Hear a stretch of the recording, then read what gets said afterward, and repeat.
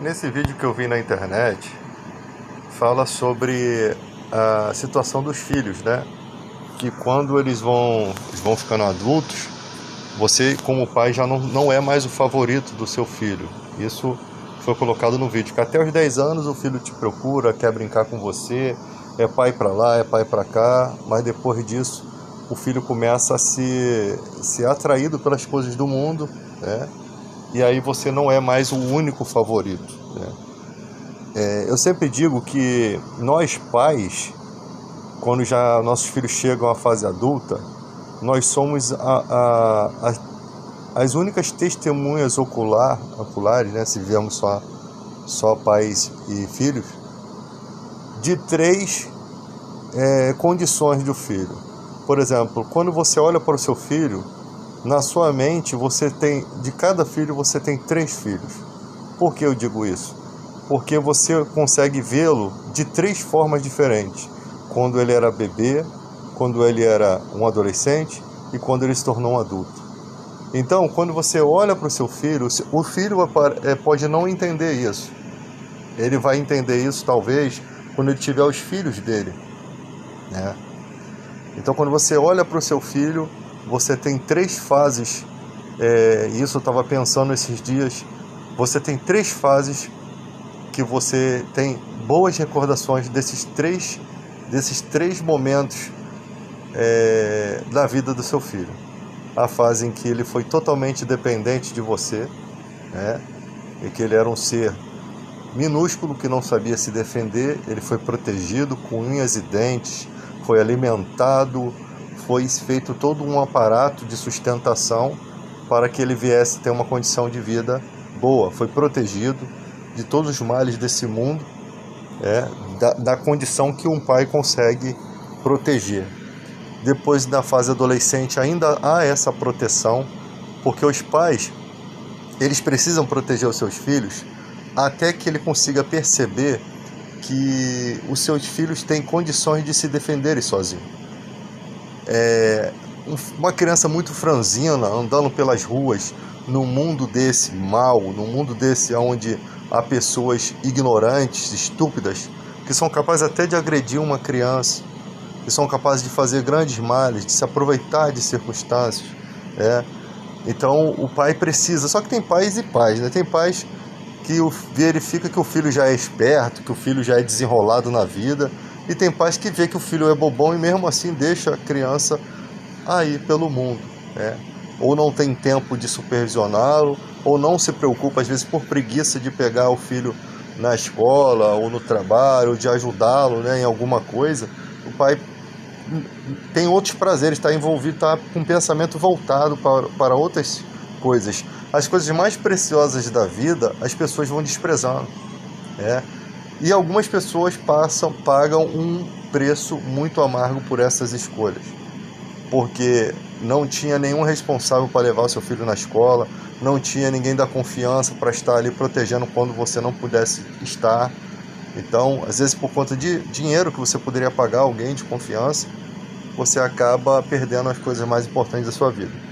Então, para o filho, vocês que são filhos, que vocês nunca podem esquecer que se os seus pais vierem a faltar na sua vida, você vai sentir uma dor terrível, porque você está trocando os momentos com aqueles que são mais importantes da sua vida por coisas que esse mundo de hoje está oferecendo com muito mais agressividade. O mundo de hoje é muito agressivo. A maioria das coisas que tem na internet a gente não precisava saber. A maioria dos conhecimentos e desconhecimentos, que é o que mais tem, a gente não precisava disso.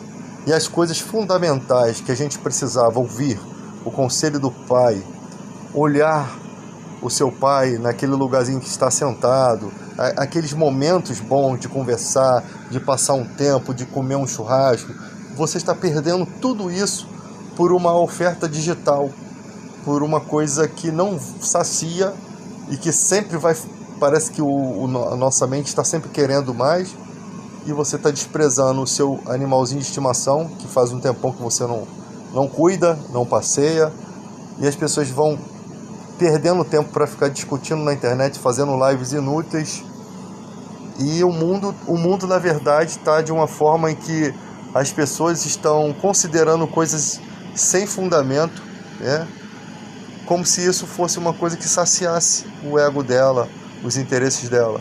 E coisas boas estão passando, lugares bonitos estão passando, e as pessoas estão aí trancadas nos seus quartos, comentando daqui, comentando dali, fazendo vídeos inúteis, fazendo fofoca, fazendo intrigas, e a vida está passando, né? E ali os seus pais estão só com o número de tempo de vida sendo reduzido. É igual aquele filme O Preço do Amanhã. O tempo de vida está acabando. E o tempo da sua felicidade com eles também está acabando. Assim também dos pais com seus filhos, que perdem tempo com amigos, né? Não quer dizer que você não possa sair com amigos. Quer dizer que existe um equilíbrio. A vida tem que ter um equilíbrio. Tem gente que dá muita atenção lá fora e dentro de casa nada. E aí vai perdendo a vida, e outros estão usufruindo daquele momento com ele, quando na verdade a sua família deveria estar usufruindo esses momentos. E o prazo de vida está acabando. E as coisas boas que Deus te deu, elas têm um prazo para que elas não vão durar para sempre.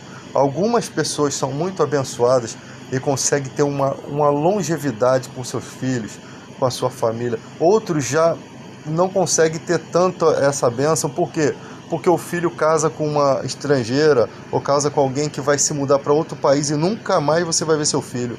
Mal sabe essas pessoas que o único contato que elas terão é via internet.